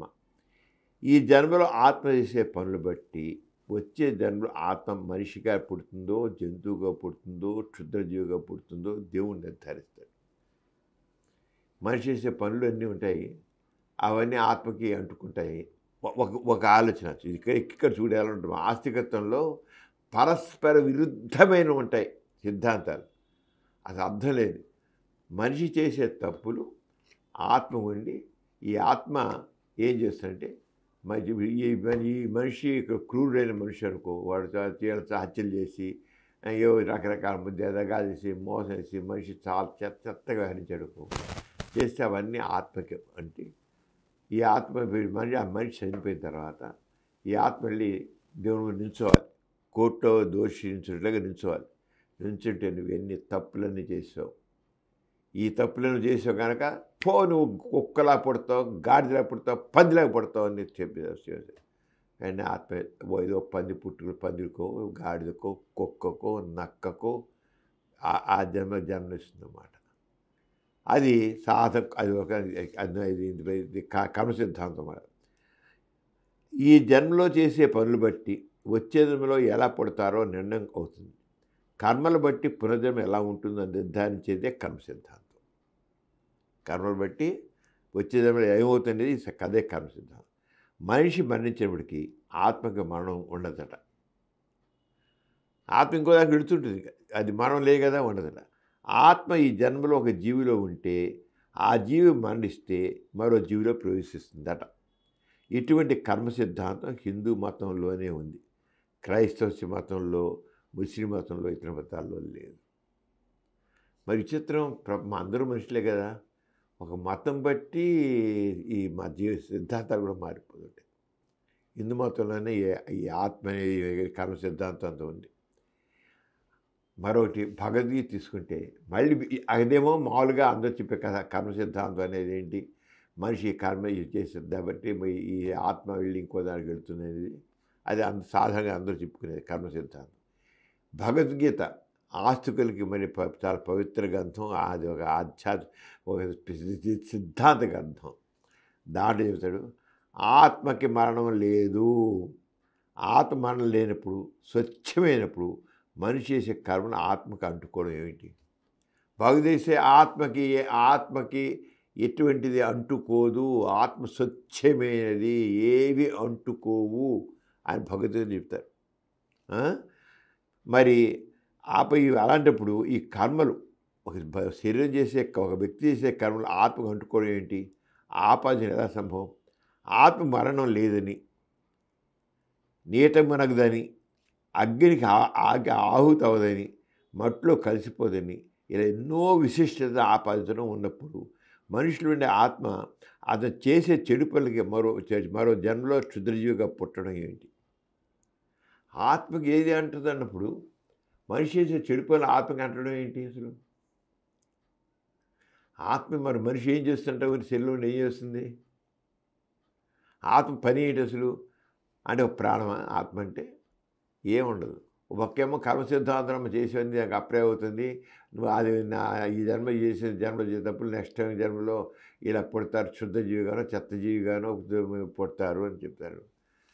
మరి ఇంకో పక్కేమో భగవద్గీతలేమో ఆత్మకి మరణం లేదు, ఆత్మకి అంటుకోవు, నీట ముచ్చిన మునగదు, నిప్పులో పడిన నిప్పు కాలదు అని ఇంత భగవద్గీతలో చెప్పేది, ఇంత ఆత్మకు మరణం లేదు మరి చెప్తారు. ఏంటి ఎలాగా? మరి అప్పుడు ఈ చేసే ఈ చడపులని ఆత్మకు అంటుకోవడం ఏంటి? అగ్నిలో పాలిస్తున్నా ఆత్మ ఏమవుదు, నీట ముంచినా ఏమవుదు. ఆత్మ మరణం లేదు, ఏది అంటుకోదు, పరిశుద్ధమైంది ఆత్మ. ఆ పరిశుద్ధాత్మకి ఇవన్నీ కర్మసిద్ధాంతం ఎలా పెరుగుతుంది? మన మనిషిలో ఉండే ఆత్మ అతనికి చేసే చెడు పని మరో జన్మలో శ్రద్ధజీవిగా పుట్టడం ఏంటి? మనిషి చేసే చెడు పనులకు ఆత్మ బలికాడం ఎందుకు? మనిషి చేసే చెడు పనులకు మరో జన్మలో దెబ్బలు తినే జంతువుగాను, పీక కోయబడి భుజించబడి జంతువుగాను, కాలు కింద నిలిగిపోయి చీమగాను పుట్టే దేవుడు నిర్ధారించినప్పుడు ఇక కోర్టులు, ఉరిశిక్షలు ఏడెందుకు? ఒక పక్క మళ్ళీ మరి ఆ కర్మ సిద్ధాంతం ప్రకారంగా చేసేటైతే వీడు తప్పు అని చేస్తే అక్కడ ఎట్లాని వాడు దేవుడు శిక్షిస్తున్నాడు. ఒక చెవుగా పుట్టు, వాడు కాలు కింద నిలుపుతాడు, చస్తావురా, నేను నెక్స్ట్ జన్మలో చెవుగా పుట్టిస్తా చెప్పేసి రుద్దుతాడు. చస్తావురా, నీకు ఇంతే గతికి పా అంటాడు దేవుడు. ఇంకా అలాంటి కోట్లు ఎందుకు? మనకి ఎట్లా దేవుడు వేస్తాడు కదా. ఈ కోట్లు ఎందుకు, మరణ శిక్ష ఎందుకు, ఈ అవధి శిక్ష ఎందుకు, ఇవన్నీ ఎందుకు ఈ కోట్లు? అసలు ఎట్లా అనిపిస్తాడు వచ్చే జన్మలో వాడికి. ఇంతకంటే లేకపోతే ఆ నరకంలో తీసుకెళ్ళిపోయి నరకంలో వేడి నూనెలో పడి వాడిని మరగబెడతారు. అగ్నికి స్తంభాలకి అగ్నితో ఉన్నట్టు ఎర్రటి నిప్పుతో కలిసి స్తంభాలను కట్టేసి నిప్పుతో కూడిన కొరడాలతో కొడతారు వాడిని. అంత సాగు తప్పేసి చచ్చేవాడు ఇక్కడెందుకని ఈ సాగు? ఎందుకంట అక్కడ దేవుడు మరి అందరు దేవుళ్ళు నమ్ముతారు కదా, స్వర్గంలో నమ్ముతారు, స్వర్గం నరకం నమ్ముతారు, దేవుడు తీర్పుకి చూస్తారు కదా, మళ్ళీ జన్మ అంటూ ఒకటి ఉంది కదా ఆత్మకి. ఆ జన్మ తీసుకెళ్ళి క్షుద్యోగి చేస్తారు కదా, చాలా భయంకరమైన స్వర్గ నరకంలో చెప్పలే చావు ఉంది కదా. ఇక్కెందుకు ఈ చావు, మరో చావు ఇక్కడ వదిలేయండి. ఈ కోర్టులు తీర్పులు ఎందుకు? ఎంత పరస్పర విరుద్ధం చూడు ఆస్తికత్వంలో. ఆలోచిస్తున్నామను వాడు కర్మ లేరా, ఏ చెడు పని చేసేది చెప్పమని చెప్పి కర్మ లేరా వాడు దగ్గరికి, వాడు అనుభవిస్తాడు లేరా అనేసి ఊరుకోవచ్చుగా, ఊరుకోరు. పోలీసు కేసులు, పోలీస్ స్టేషన్లు, తిప్పడాలు, కోర్టులు, తీర్పులు, తప్పించుకోవడాలు, ఎంత బాధలు, ఎందుకు ఇదంతా? పోలీసుకి కర్మసిద్ధాంతం కర్మ పోతున్నా అనొచ్చు కదా. అదే కర్మసిద్ధాంతం ప్రకారం మంచి పనులు చేసేవాడు మరి ఎక్కడో మంచి మనిషిగా పుడతాడు కదా. అటువంటి ఆ వ్యక్తి మరణం తర్వాత తద్దినాలు పెట్టేందుకు? మంచి పని చేస్తాడు, చచ్చిపోయాడు, వాడు తప్పుడు మంచి మనిషికి పుడతాడు, తద్దినాలు ఎందుకు? వాడి కోసం తద్దినాలు పెట్టడం, వాడు ఆత్మశాంతించాలని చెప్పడం ఎందుకు? మంచి పని చేశాడు కదా, మంచివాడు కదా, మంచిగానే పుడతాడు కదా, ఆత్మశాంతి ఎందుకు చేయడం ఎందుకు? అదిగా కర్మసిద్ధాంతం నువ్వురాతిని ఎవరు తప్పించలేనప్పుడు దానికోసం కర్మకాండ చేయడం ఎందుకు? కర్మకాండలు మరి వాడు చేస్తే కర్మలు చెబట్టి చెడ్డ పని చేస్తుంటే తప్పదు, నువ్వురాతి ఎవరు తప్పించుకోలేరంటారు. మరి కర్మకాండలు చేసి పెట్టి బ్రాహ్మడికి ఓ గోదానము, ఈ దానము, ఈ దానాలు, ఆ దానాలు ఇవ్వడం దేనికి అసలు? ఎట్లాని వాడు రాత ప్రకారం వాడు చావు ఉంటుంది కదా, ఇక్కడెందుకు ఈ చావంతి వీళ్ళకి?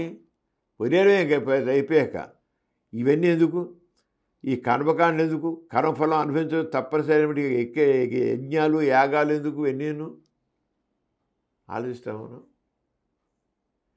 మళ్ళీ కర్మ కర్మ కర్మ కర్మ. అసలు ఆత్మ అనేది లేనే లేదమ్మా. పరమాత్మ లేనే లేడు. అది అంతా ఒకటి బూటకం. ఈ కర్మ సిద్ధాంతం ఇవన్నీ కూడా ఒట్టి బూటకాలు. అంచేత సామాజిక సంబంధాల్లో మంచి చెడుగా ప్రవర్తించే శిక్షపడడం అవసరం. తప్పకుండా శిక్ష కోర్టులో ఉండాల్సిందే. నీతి అనేది సామాజిక అవసరం. అప్పుడే సమాజంలో అందరూ హాయిగా ఉంటారు. నువ్వురాత కర్మ సిద్ధాంతం విద్యతో ఆలోచిస్తే అర్థం లేని పని. సిద్ధాంతం కర్మ సిద్ధాంతం పేరు సమాజం నీతిని నెలకొల్పుకోవడం అర్థం లేదు. ఏ జీవికైనా మనిషి ఒకటే జన్మ, అంతేగాని ఇంకోటి లేదు. అంటే కర్మ సిద్ధాంతం అనేది అర్థం లేని, కాస్త బుర్ర ఉపయోగిస్తే మనతోమంది చెప్పుకున్న క్రిటికల్ థింకింగ్ అని అది ఉంటే ఇవన్నీ ఎంత అర్థం లేదో అవసరం. అందుకే మనిషి కాసండి critical thinking, reasoning, analysis, evaluation ఇవన్నీ చెప్పుకున్నాం. అవి నాస్తికత్వం ద్వారానే వస్తాయి. ఆస్తికత్వం ద్వారా మోఢ్యము, మూఢత్వము, అజ్ఞానం ఉంటాయి. నాస్తికత్వం ద్వారా విజ్ఞానం ఉంటుంది, ఇంగిత జ్ఞానం ఉంటుంది, వివేకం ఉంటుంది, విజ్ఞత ఉంటుంది. చక్కగా మనిషి ప్రవర్తించి తన సమాజాన్ని మంచి పదాల్లో తీసుకెళ్తాడు. అంటే ఆస్తికత్వం సమాజ పురోగమనానికి తోడ్పడదు, సమాజం తిరోగమనానికి తోడ్పడి చేస్తుంది. ఎంత మేరకు ఆస్తికత్వం లేకుండా పోతుందో అంత మేరకు నాస్తికత్వం వస్తుంది. అంత మేరకు సమాజం ముందుకెళ్తుంది. సమాజం ముందుకెళ్ళిందంటే కేవలం నాస్తికత్వం వల్లే, నాస్తిక చైతన్యం వల్లే. ఆస్తికత్వం వల్ల సమాజం ముందుకు వెళ్ళదు. సరి కదా. ఆ సనాతన ఆచారాలు, సనాతన ధర్మాలు అని చెప్పుకుంటున్నారు. సనాతనమైన ఇవన్నీ కూడా సమాజాన్ని తిరోగమనం పట్టించడం కానీ పురోగమనం కాదు. అంటే సనాతన ధర్మం అనేది అర్థం లేనిది, సమాజానికి ఏమాత్రం తోడ్పడదు. అది ఈ కర్మ సిద్ధాంతం కూడా అలాంటిది. కర్మ సిద్ధాంతం మీనింగ్ లేదు. మనం చూసాం కదా, పరస్పర విరుద్ధంగా ఎలా ఈ ఆత్మ గురించి ఎలా చూసుకున్నాం కదా. అంచేత మనిషి అనేవాడు తనకు బుద్ధి ఉంది, వివేకం ఉంది, విజ్ఞత ఉంది, ఆలోచన శక్తి ఉంది, ఆలోచించాలి. ఈ ఆలోచన ఆస్తికత్వం చంపేస్తుంది, ఆలోచన ఆస్తికత్వం పెంచుతుంది. ఎథీస్ట్ బులెటిన్లో చిన్న విరామం.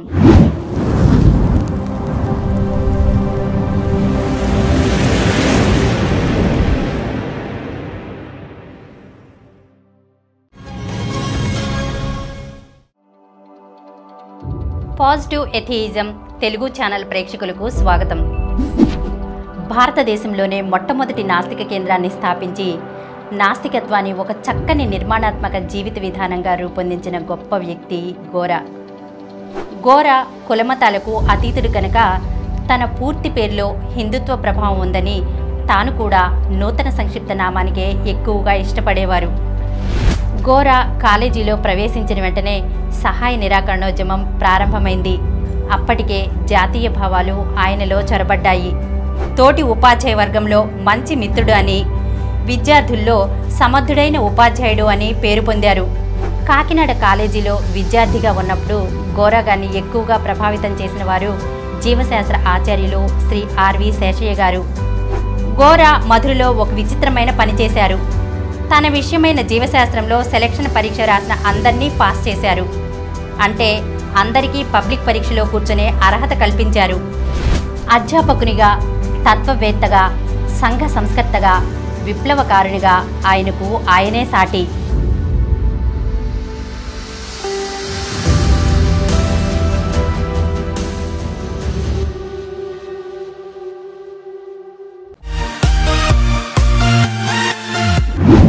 ఎథీస్ట్ బులెటిన్కి తిరిగి స్వాగతం.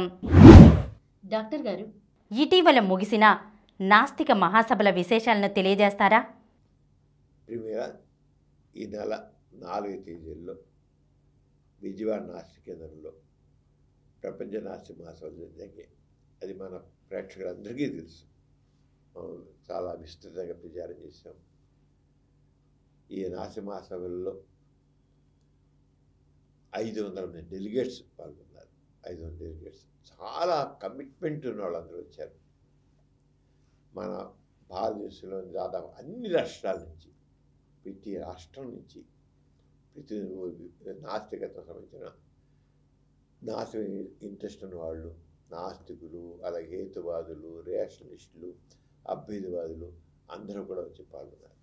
ప్రతి వాళ్ళు పూర్తి కమిటెడ్ పర్సన్స్ ఉన్నారు. వచ్చిన వాళ్ళందరూ కూడా, ప్రతి వాళ్ళు కూడా నాస్తికత్వం కావాలి, నాస్తికత్వం అవసరం అంటే నాస్తికత్వం కోసం కమిటెడ్ పర్సన్స్ అందరూ వచ్చారు. ఈ 4వ తేదీ ఉదయం కార్యక్రమాన్ని మరి ద్రవిడైక్యదిగం చైర్మన్ గారు వీరమణి గారు చేయాల్సింది. 90 సంవత్సరాలు కొద్దిగా అనారోగ్యం వల్ల గారు అనారోగ్యాన్ని రాలేకపోయారు. ఆయన ప్లేస్లో ద్రవిడైక్యదిగం సంబంధించినటువంటి ట్రస్టీ ఆయన మా విద్యాలయం మాట్లాడారు. ఆయన ఆయన యొక్క నాస్తికత ఆవశ్యకత గురించి, ఏ రంగా ద్రవిడైక్యదిగం ఎలా ఉపయోగపడుతుందో కూడా చెప్పారు. వచ్చే నాస్తిక మహాసభలు అక్కడ తమిళనాడులో ఏర్పాటు చేయడానికి వాళ్ళు ఆయన చెప్పారు, ఏర్పాటు చేస్తారని ప్రకటించారు ఆయన. తర్వాత వీరమణి గారు ఒక దాదాపు ఒక అరగంట వీడియో పంపించారు, సందేశం చేసి పంపించారు. అది అందరికీ చూపించాం, వీరమణి గారి సందేశం. Our most respectable, beloved Dr. Samaran, the chairman of Atheist Center, and our young and dynamic organizer, Vikas Gora, and our Gora Atheist family, friends and dignitaries on the dais. It is my privilege to share my thoughts and salute dedicated work of the Atheist Center for more than half a century. And our Gora Garu, Madam Saraswati Gora Garu, and our friends Dr. Vijayam, Dr. Lavanam, and others were all laid the foundation for the Atheist Center, not only for the Atheist Center, but also the Atheist movement, particularly in Andhra.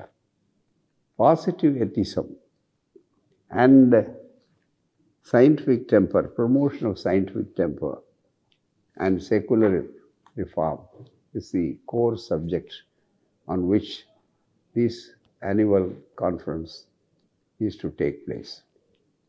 Due to unavoidable circumstances, my commitment to personally appear and address you and collaborate with you is being denied. I feel very sorry about. I tender my apology for my not physical presence. దీంట్లో మరి ప్రారంభ సభలో Vijayawada parliament మాకు ఆయన member KCR చిన్ని గారు ఆయన మాట్లాడారు. ఆయన నాస్తికత్వం నాస్తిక కేంద్రం ఎంత సమాజానికి తోడ్పడుతున్నాయి.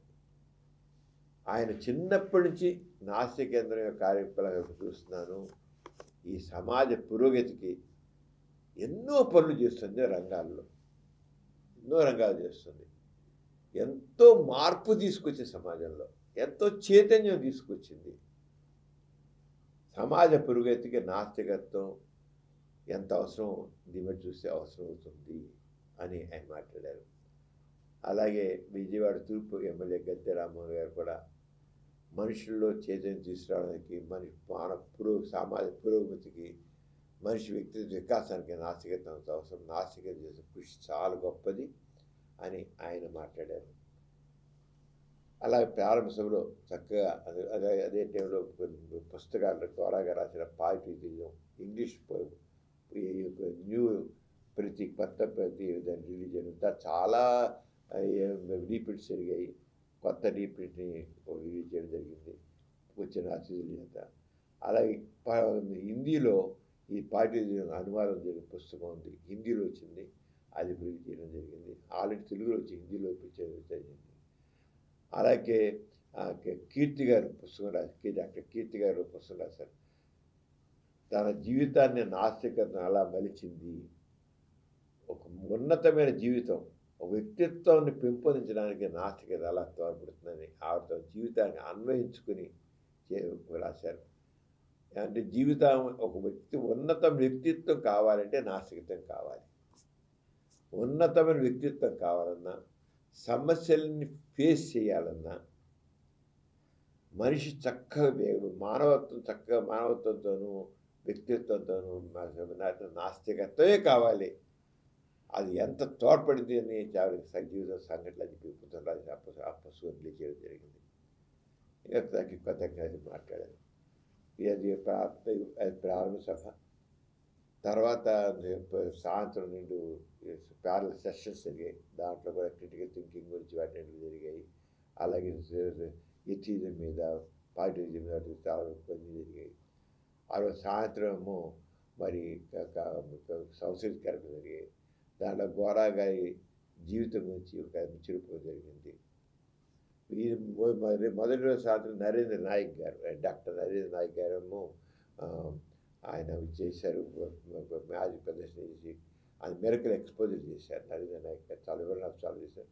అలాగే ఉదయం ప్రారంభ సంవత్సరం అన్నపూర్ణమ్మ గారు ఒక నాస్తిక గీతం పాడడంతో నాస్తికత్వం మీద ఒక పాట పాడారు. ఉదయం ప్రారంభ సభలో మొట్టమొదటి పాట వచ్చింది. తర్వాత మెలకు సాయంత్రం మార్నింగ్ ఉదయం సాయంత్రం నరేంద్ర నాయక్ గారు జరిగింది, అలాగే గోరా గారు జరిగింది. రెండోది ఉదయం మన ఫౌండేషన్ ఫర్ డెమోక్రసీకి సంబంధించిన చైర్మన్ ఆయన ఇద్దరు లోక్సత్తా కూడా ప్రెసిడెంట్ వారేమో జయప్రకాష్ నారాయణ గారు, డాక్టర్ జయప్రకాష్ నారాయణ గారు ఐఏఎస్ యూత్ సమ్మిట్ కేంద్రించి ఆయన యూత్ ఉద్దేశించి 2 గంటలు ప్రసంగించారు. ఇలాగ యూత్కి సంబంధించిన క్రిటికల్ థింకింగ్ అంతాను వీటికి చాలా ఇంపార్టెంట్, చాలా ఇన్స్పైరింగ్గా డాక్టర్ జయప్రకాష్ నారాయణ గారు మాట్లాడడంలో యువతలో సృజనాత్మకత, క్రియేటివిటీ, ప్రశ్నించేతత్వం, విశ్లేషించేతత్వం అది కావాలని తత్వం చేశారు. చాలా చాలా వివరణాత్మకంగా మాట్లాడారు. అలాగే డెమోక్రసీ చక్కగా సర్వే అవ్వాలంటే, ఒక మంచి డెమోక్రసీ డెవలప్ కావాలంటే యువతలోని చైతన్యం రావాలి. లేకపోతే ఈ డెమోక్రసీలో ఒక ముఠాతత్వాలు, పార్టీ తత్వాలు చేసి ప్రజాభ్యుదయం కంటే పార్టీల యొక్క అదే పెరిగిపోతుందని చెప్పి చేసి దాంట్లో ఈ డెమోక్రసీ అంటే ప్రజాస్వామ్యం చక్కగా ఉండడం కోసం యువత పాత్ర గురించి కూడా చాలా వివరంగా మాట్లాడారు. తర్వాత ప్రశ్నలు ఆహ్వానించారు. ఎప్పుడు లేనిది, దాదాపు ఇప్పుడు ఈ ఇలాంటి సభల్లో లేనిది 300 మంది యువత పాల్గొన్నారు దీంట్లో. 300 మంది యువత పాల్గొని వాళ్ళు యూత్తో ఇంటరాక్షన్ బాగా చేశారు జయప్రకాష్ నారాయణ గారు. వాళ్ళు మాట్లాడారు, ప్రశ్న ఏమన్నారు, వాళ్ళ అభిప్రాయం చెప్పమన్నారు. తర్వాత ప్యానల్ డిస్కషన్ కూడా జరిగింది. ప్యానల్ డిస్కషన్ దాంట్లో 60 పైన ప్యానలిస్టులు ఉన్నారు. జయప్రకాష్ నారాయణ వాళ్ళతో మాట్లాడంతా యువత చేత బాగా క్వశ్చన్స్ అడిగించారు. వాళ్ళ అభిప్రాయాలు ఎక్స్ప్రెస్ చేయమన్నారు. చాలా ఇదిగా పార్టిసిపేట్ చేసి అందరూ చాలా ఉత్సాహంగా పాల్గొన్నారు. అందరిలో చాలా చక్కగా నిజంగా 300 మంది యువత పాల్గొనే దాంట్లో తెక్కన ప్రెసిడెంట్తో పాటు యువత కూడా ఉంది.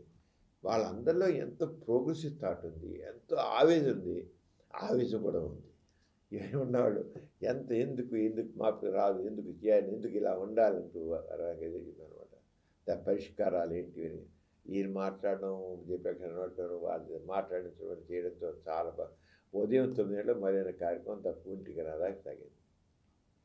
కేవలం అరగంట లంచ్ బ్రేక్తో ఇచ్చి మళ్ళీ సరిగ్గా 2 o'clock మొదలెట్టి మళ్ళీ ఈ యువత సంబంధించిన సమస్య మీదే మరి నాసికత్వం, రేషనల్ థింకింగ్ వీటి మీదే మళ్ళీ 3:30 దాకా మళ్ళీ జరిగింది. 2 గంటలు మళ్ళీ 3:30 3:30 అయిపోయాక వెంటనే వ్యాలిడిటీ ఫంక్షన్ అయిపోయింది. వ్యాలిడిటీ ఫంక్షన్లో ముగింపు సభలో దేవరాజు మహారాజు గారు, ఆయన కేంద్ర సాహిత్య అకాడమీ అవార్డీ ఆయన మాట్లాడారు. ఆయన కూడా ఈ సైంటిఫిక్ టెంపర్ ఎలా పొందాలి, ఏమిటి, దాని పిల్లలు ఎలా తీసుకురావాలి, విద్యార్థులు ఎలా తీసుకోవాలి, ప్రజలు ఏ రకంగా తీసుకురావాలి అని చెప్పి దాని ఉదాహరణతో చాలా చక్కగా మాట్లాడారు. చాలా చక్కగా ఆయన కూడా నాస్తికుడు, చాలా ఇదిగా మాట్లాడారు. ఈ విధంగా ఈ 2 రోజుల సభలు చాలా చక్కగా జరిగాయి. వచ్చిన ప్రతి ఒక్కళ్ళు చాలా సంతృప్తిగా వెళ్ళారు. మేము ల్యాండ్ లాట్ అని మేము చాలా తెలుసుకున్నాం, చాలా అర్థమైంది మాకు. అసలు మాకు కొత్త వాళ్ళు కూడా ఎక్కువ మంది వచ్చారు కాదు, ఎక్కువ మంది కొత్త వాళ్ళు వచ్చారు. కొంత ఫారిన్ డెలిగేట్స్ రాలేకపోయారు. కొంతమంది ఆరోగ్య సమస్యల వల్ల, కొన్ని ఇతర కారణాల వల్ల రాలేకపోయారు. వాళ్ళందరూ మొత్తం వాళ్ళ యొక్క గ్రీటింగ్స్ పంపించి వాళ్ళు కూడా వాళ్ళ అభిప్రాయాలు పంపించారు. చదవండి, మేము రాలేకపోతున్నాం అన్నీ వాళ్ళ అభిప్రాయాలను ఎక్స్ప్రెస్ చేస్తూ దీని మీద వాళ్ళు రాసిపోతే ఓన్లీ గ్రీటింగ్సే కాకుండా ఎలా వాళ్ళ ఉప్పు దగ్గర వాళ్ళే ఫీల్ అవుతున్నారు, ఏంటి ఉండదు వాటి నేను ఆశగా చూసి రాసిపించారు. అరంగా ఈ సభలు చాలా జరిగాయి. ఇవి ఎవరికైనా చెప్పాలంటే ఒక నాస్తికత్వం సంబంధించిన నవశకానికి ఆరంభం అనిపించింది. చాలా అయ్యారు, కొత్త మనుషులు వచ్చారు, కొత్త ఆలోచన, కొత్త థాట్ ప్రాసెస్ కాబట్టి మనకి ఆలోచన ధోరణులు కొత్త చాలా బాగున్నాయి. ముందు యువత పార్టిసిపేట్ యూత్ సమిట్ చాలా యూస్ఫుల్గా యువతను చైతన్యం తీసుకోవడానికి చాలా మంది కాలేజీ నుంచి పాల్గొన్నారు యువత. తర్వాత ఇదే సమయంలో నాస్తికంలో జరిగే అనేక విభాగాలు ఉన్నాయి, అవన్నీ కూడా చూశారు. గోరా టెక్నాలజీ జరిగింది, చేశారు. ఈ గోరా టెక్నాలజీ మాత్రం ప్రతి వాళ్ళని బాగా ఆకర్షించింది. ఎక్కడ లేని ఇక్కడ చూస్తున్నాం, చాలా ఉపయోగకరం చెప్పి గోరా టెక్నాలజీ గురించి నేను ఒక్కసారి మనం చెప్పుకున్నాం. గోరా టెక్నాలజీ అందులో ఎప్పుడు నెలలో కొత్త యాడ్ చేస్తున్నాం అంటే దాని గురించి కూడా చూసి చాలా చేతుంది. ఈ విధంగా 2 రోజుల సభలు చాలా విజయవంతయ్యాయి. అంతే చాలా అందరూ చాలా తృప్తిగా చేసి వెళ్ళారన్నమాట. అది నాకు ప్రపంచ సభ 12వ ప్రపంచ సభ. అండ్ కిందసారి మనం ఏ ప్రోగ్రామ్స్ ఏమిటో డీటెయిల్ చెప్పుకున్నాం. అంటే నా పేర్లన్నీ ఇప్పుడు చెప్పకుండా ఇప్పుడు స్క్రిప్ట్స్ అయితే ఇవన్నీ కూడా మన ప్రేక్షకుల కోసమని నాస్తిక్ ఎథిక్స్ సెంటర్ ఛానల్లో వస్తాయి, చాలా చేస్తాయి. అదే పార్టీజం ఇంగ్లీష్ ఛానల్లో ఇంగ్లీష్ సంబంధించినవి వస్తాయి, పార్టీజం తెలుగు ఛానల్లో కూడా వచ్చేస్తాయి, అలాగే ఎథిక్స్ సెంటర్ ఛానల్లో కూడా వస్తాయి. మూడిట్లో మొత్తం అన్ని ప్రారంభ సభలు, ముగింపు సభలు, అలాగే ప్యారలల్ సెషన్స్, యూత్ సమ్మిట్, ఈ సమయం మొత్తం జరిగినవన్నీ కూడా యాజ్ ఇట్ ఈజ్గా అన్ని ప్రజలు. అలా కాకుండా చాలా చూసి వందల మంది, వేల మంది చూశారు. పిక్చర్స్ పెడతాం ఫేస్బుక్లో మొత్తం ప్రారంభ సభ నుంచి ముగింపు దాకా చివరి ప్యారలల్ సెషన్స్ కూడా సంబంధించి కూడా మనం అన్ని ఫేస్బుక్లో లైవ్ పెట్టాం. ఎథిక్స్ సెంటర్ ఛానల్లో ఫేస్బుక్లో లైవ్ పెట్టాం. అలాగే సమరం గోపరాజు దాంట్లో కూడా లైవ్ పెట్టాం. ఫేస్బుక్లో అందరూ చూశారు, బాగా చూశారు. చాలా చూసి ఎక్కడెక్కడో విదేశాలలో చూసిన వాళ్ళు, అమెరికాలో, ఇంగ్లాండ్లో, ఆస్ట్రేలియా, జర్మనీలో, ఫ్రాన్స్లో అలాగే చూసిన వాళ్ళందరూ కూడా ప్రతివాడు చూశారు, మొత్తం ఫుల్గా చూశారు. చూసి అందరూ కూడా అక్కడి నుంచి మళ్ళీ ఫోన్లు చేసి మెసేజ్లు పంపించారు, వీడియో కాల్ వాళ్ళు మళ్ళీ వాట్సాప్ కాల్స్ చేశారు. చేసి అందరూ అక్కడ ఉన్న వాళ్ళందరూ పిక్చర్స్ పెట్టారు, అందరూ చూశారు మొత్తం. చాలా అందరూ ఫోన్లు చేసి మాట్లాడారు. చాలా వాళ్ళ ఆనందాన్ని వాళ్ళ ఎక్స్ప్రెస్ చేశారన్నమాట. చాలా బాగా ప్రతి ఒక్కటి వాళ్ళు చూసి అందరూ మొత్తం లైవ్ పెట్టి మొత్తం అన్నీ లైవ్ వెళ్ళాయి. లైవ్ ఎపిసోడ్ చూశారు. ఇప్పుడు కూడా చూసుకోవచ్చు ఫేస్బుక్. కానీ అట్టైనా మన ఛానల్స్లో ఎథిక్స్ సెంటర్ ఛానల్లో, అలాగే పాయిటూ తెలుగు ఛానల్లో, పాయిటూ ఇంగ్లీష్ ఛానల్లో, పాయిటూ ఇంగ్లీష్ ఛానల్లో మూడిట్లో కూడా మనకి అన్నీ మొత్తం ఏ లాంగ్వేజ్ దగ్గర ఆ లాంగ్వేజ్ దగ్గర అన్నీ పెడుతున్నాము. అందరూ చూడాలని కోరుతున్నాను. చాలా ఉపయోగకరమైన అన్నీ కూడాను చూడాల్సిన కోరుతున్నాను మన ప్రేక్షకులందరికీ. ఇంత ఇదిగా ఇంత అందరూ సహకరించారు. అందరికీ కూడా ఇప్పుడు నాస్తిక తరఫున అందరికీ ధన్యవాదాలు తెలియజేస్తున్నాను. ఇలా ఇవాళ చాలా విషయాలు చెప్పుకున్నాం. మా సమరం ఛానల్స్ మొదలుపెట్టి ఈ జనవరి 1కి 6 సంవత్సరాలు పూర్తయ్యాయి. 7 సంవత్సరాలు అడుగుపెట్టాం. ఈ 6 సంవత్సరాల్లో మొదట్లో 8 ఛానల్స్ పెట్టాము, తర్వాత 16 ఛానల్స్, 18 ఛానల్స్ అవుతారు, 20 ఛానల్స్ కింద అయ్యాయి. ఈ 20 ఛానల్స్కి ఈ 6 సంవత్సరాల్లో ఇప్పుడు 21 కోట్ల వ్యూస్, దాదాపు 20 కోట్లు, ఇంకా పూర్తవాలి 20 కోట్లు, దాదాపు 21 కోట్ల వ్యూస్ వచ్చాయి. 20 మన దాకా 20 కోట్లు అన్నమాట. 21 కోట్లకి అవి పరుగులు తీస్తుంది. పూర్తి అయిపోతుంది, కొద్ది రోజుల్లో పూర్తి అయిపోతుంది. 152 దేశాల్లో చూస్తున్నారు. రోజు రోజుకి మనకి సబ్స్క్రైబర్స్ యాడ్ అవ్వడం తప్ప తగ్గడం లేదు, వ్యూస్ పెరగడం తప్ప తగ్గడం లేదు. ప్రతి వాళ్ళు మనల్ని ఎంతో ఎంకరేజ్ చేస్తున్నారు. మన జనవరి 1న మనం ఈ 6వ వార్షికోత్సవం తెలిపాం.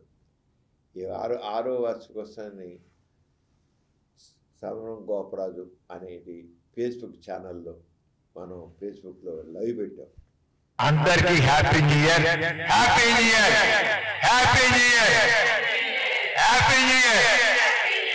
ఈ రోజు కార్యక్రమాన్ని మరి మన సమరం ఛానల్స్ యాంకర్స్ అనేటువంటి లక్ష్మి ప్రేమేరా ఇద్దరు కనెక్ట్ చేస్తారు. యాంకర్స్ ఏంటంటే వాళ్ళు ఈ కార్యక్రమాన్ని ప్రారంభించాల్సిన కోరుతున్నారు. ముందుగా అందరికీ happy new year. Thank you. Same to you. ఈ సంవత్సరం మరింత ఆనందంగా, మరింత ఉత్సాహంగా అందరికీ అన్ని శుభాలు కలగాలని, అందరి ఆరోగ్యం అలాగే వాళ్ళు కోరుకునేవన్నీ తీరాలని కోరుకుంటున్నాను. ముందుగా మన వేదికని అలంకరించిన డాక్టర్ సమరం గారికి, రష్మి గారికి, డాక్టర్ కీర్తి గారికి, అలాగే గారికి, మన ల్యాబ్ మెడికల్ ల్యాబ్ సాదిక్ గారికి, నియంత గారికి అందరికీ ఆహ్వానం పలుకుతున్నాను. ఇంకా ఇక్కడ మన నర్సు స్టాఫ్ కావచ్చు, మన ల్యాబ్ స్టాఫ్, అలాగే మెడికల్ షాప్ స్టాఫ్ అందరికీ మరొక్కసారి హ్యాపీ న్యూ ఇయర్. అందరికీ హ్యాపీ న్యూ ఇయర్. ఈ రోజుతో మా యూట్యూబ్ ఛానల్ స్టార్ట్ చేసి 6 ఇయర్స్ కంప్లీట్ అయినాయి. ఇప్పుడు 7వ సంవత్సరంలోకి అడుగు పెట్టాం. ఇప్పుడు మనం ముందు ఎవరికి ఇంపార్టెన్స్ ఇచ్చుకుంటాం?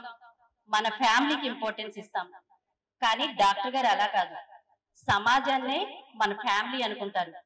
ఈ సమాజాన్ని ఎలా అభివృద్ధి పదంలో నడిపించాలి, ప్రజల్లో ఎలా చైతన్యం తీసుకురావాలి, ప్రజల్లో ఉన్నటువంటి మూఢనమ్మకాలను ఎలా తొలగించాలి, వీటన్నిటి గురించే ప్రతి క్షణం ఆలోచిస్తూ ఉంటారు. అటువంటి ఆలోచనలతోనే ఈ యూట్యూబ్ ఛానల్ ని స్టార్ట్ చేయడం జరిగింది. ఇందులో మనకి మీరు ఎవరైనా కానీ మా ఛానల్స్ ని సబ్స్క్రైబ్ చేసుకోకపోతే కనుక సబ్స్క్రైబ్ చేసుకోండి. మీ ఫ్రెండ్స్ కి, బంధువులకి అందరికీ కూడా సబ్స్క్రైబ్ చేసుకోమని చెప్పండి. అందరికీ మరోసారి హ్యాపీ న్యూ ఇయర్ చెప్తూ మరి ఏం ప్రత్యేకంగా ఈ రోజున వాసనరసం పెట్టి మార్చి 14కి 50 సంవత్సరాలు పూర్తవుతుంది. మార్చి 14 మొదలెట్టాము, కానీ అందరితో కలిపి 50 సంవత్సరాలు, 50 సంవత్సరాలు మార్చి 14 పూర్తవుతుంది. అలాగే యూట్యూబ్ ఛానల్ మొదలెట్టి 6 సంవత్సరాలు. మొట్టమొదటిలో మాకు చెయ్యాలనే తపన మాత్రం ఉంది, ఏం చేయాలని నిజంగా తెలియదు. కొంతమంది ఏమిటి యూట్యూబ్ అంటే ఏంటి అనుకున్నావు, ఛానల్స్ అంటే ఏంటి అనుకున్నావు, అసలు ఎలా తెలుసా యూట్యూబ్ గురించి అని మాట్లాడారు. కానీ నేను రవి మొదలెట్టాం మా రీతిలో. కానీ అనుకోనటువంటి స్పందన వచ్చింది. ముఖ్యంగా దానికి మాకు కావాల్సింది ఏంటంటే సమాజాన్ని మేలుకొల్పాలి, సమాజం మేలు చైతన్యం తీసుకురావాలి, సమాజంలో సమస్యల మీద అవగాహన కలిగించాలి, సమాజంలో స్త్రీలకు సంబంధించిన సమస్యలు, పిల్లలకు సంబంధించిన సమస్యలు, ఎన్నో సామాజిక సమస్యలు ఉన్నాయి, అలా కావాలి. వీటన్నిటికీ మార్గం నాస్తికత్వం, పాజిటివ్ ఎథిజం. అంచేత పాజిటివ్ ఎథిజం కరెక్ట్ గా పరిష్కారం. రాబోయే నాస్తికత్వాన్ని దాంతో నాస్తికతకు సంబంధించి ఎథిస్ట్ బిల్డ్ని, అలాగే పాజిటివిజం హిందీ ఛానల్ అని, పాజిటివిజం ఇంగ్లీష్ ఛానల్ అని, పాజిటివ్ తెలుగు ఛానల్ అని, దానికి ఎథిస్ట్ సెంటర్ ఛానల్ అని, ఎథిస్ట్ బిల్డ్ అని 5 ఛానల్స్ పూర్తిగా ఎథిజం గురించి, అందులో పాజిటివ్ ఎథిజం గురించి గోరా గారు ఏదైతే జీవితం అంతా దానికోసం చేశారో దాన్ని జీవితానికి అన్వయిస్తూ అన్ని జీవితానికి అన్వయించి నాస్తికత్వం ఇది బెటర్ ఆల్టర్నేటివ్ థీజం అని చెప్పి ఒక జీవిత విధానం చెప్పారు. దాన్ని ప్రతిబింబిస్తూ ఎంతో శక్తి వచ్చం లేకుండా చేస్తున్నాం. ఒక ఏదో సరదాగా కట్టలేదు, వినోదం కోసం పెట్ట మా ఛానల్స్ కేవలం ఎంటర్టైన్మెంట్ కోసం మాత్రం కాదు. అది మంచి ఓన్లీ ఫర్ ఎడ్యుకేషన్, సమాజం చైతన్యపరచడం కోసం. అందరికి జయించా 2 o'clock అయిపోయింది, అందరూ ఆకలిగా ఉండుంటారు. కానీ జస్ట్ వన్ మెసేజ్ ఏంటంటే 2025లో ఎంపవర్ యువర్ సెల్ఫ్. ప్రతి వాళ్ళకు వాళ్ళు ఎంపవర్ అవ్వండి.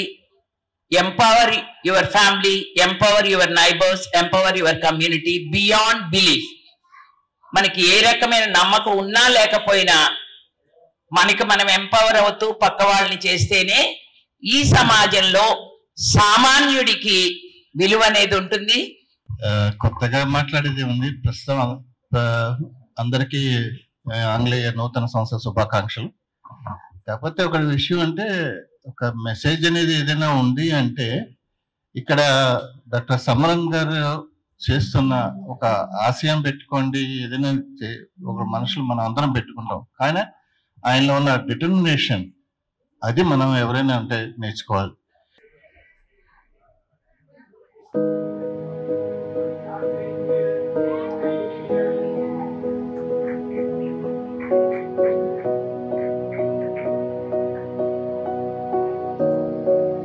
లేకపోతే పెద్ద అనౌన్స్మెంట్ ఇవ్వలేదు ఎవరు, ఆటను కొన్ని వేల మంది చూసారు విచిత్రంగా.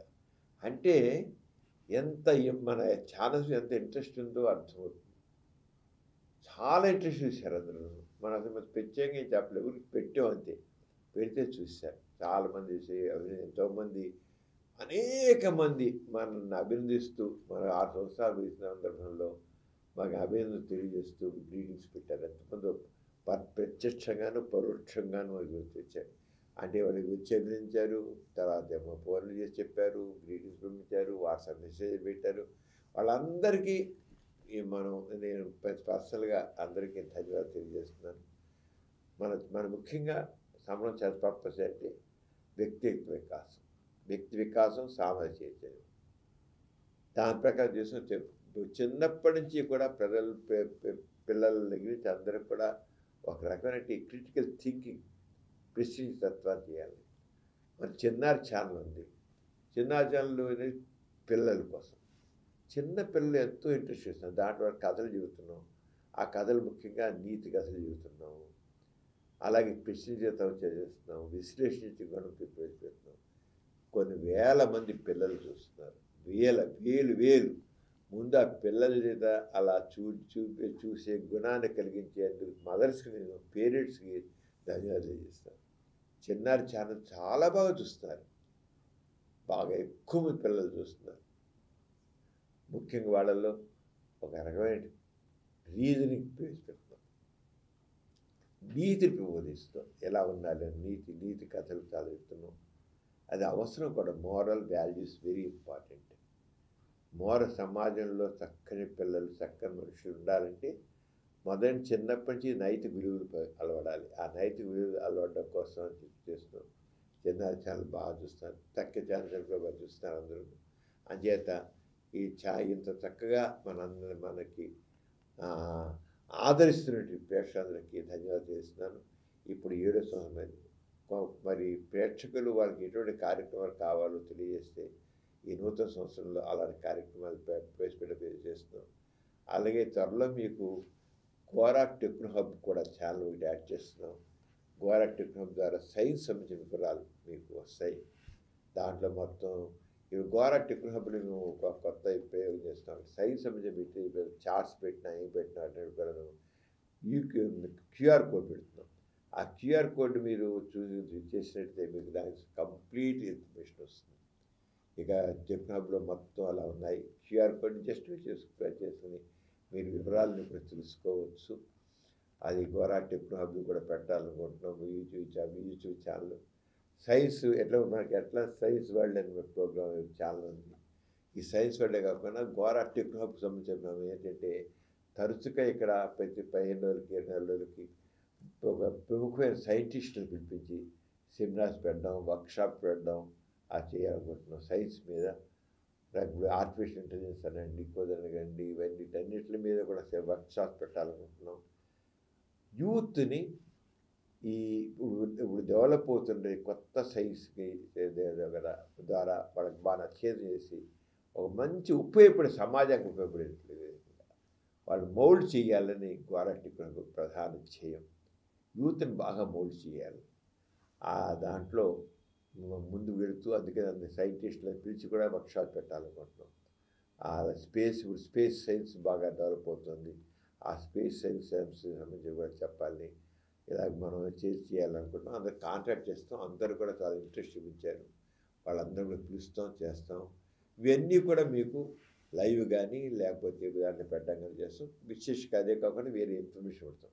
అంటే కొత్త నూతన సంవత్సరంలో సైన్స్ స్టూడెంట్స్కి అది ఏ సైన్స్ కావచ్చు, సైన్స్ మీద ఇంట్రెస్ట్ ఉపయోగపడే సైన్స్ ఇంట్రెస్ట్ వాళ్ళందరికీ తోడ్పడేదిగా గోరా టెక్నో హబ్ అనే యూట్యూబ్ ఛానల్ కూడా ఉపయోగపడుతుంది. అదంతా కూడా మీకు చేద్దామనుకుంటున్నాం. ఇంకా కొత్త కార్యక్రమాలు కూడా ప్రవేశపెట్టాలనుకుంటున్నాం. ఆ కొత్త కార్యక్రమాల ద్వారా మనం ఇంకా సమాజానికి ఎలా ఉపయోగపడదాం, యువతకి ఎలా ఉపయోగపడతాం అనేది కృషి చేద్దాం. మరి ఈ రంగా మనతో సహకరిస్తున్న అందరికి కూడా ధన్యవాదాలు తెలియజేద్దాం. ప్రేమేలా మరి ఈరోజు ఇంతటితో సెలవు తీసుకున్నాం. అందరికీ జై ఇన్సాన్. జై ఇన్సాన్. ఈ కార్యక్రమం మీకు ఎంతో నచ్చింది కదా. ఇటువంటి మరిన్ని వీడియోల కోసం అనతి కాలంలోనే 20 కోట్లకు పైగా వ్యూస్ సాధించిన సమరం ఛానల్ సమర్పించు ఎథిస్ట్ బులెటిన్ ఛానల్కు సబ్స్క్రైబ్ చేయండి, లైక్ చేయండి, మీ ఫ్రెండ్స్కి షేర్ చేయండి. అలాగే ప్రక్కనున్న గంట సింబల్ని ప్రెస్ చేయడం మర్చిపోకండి.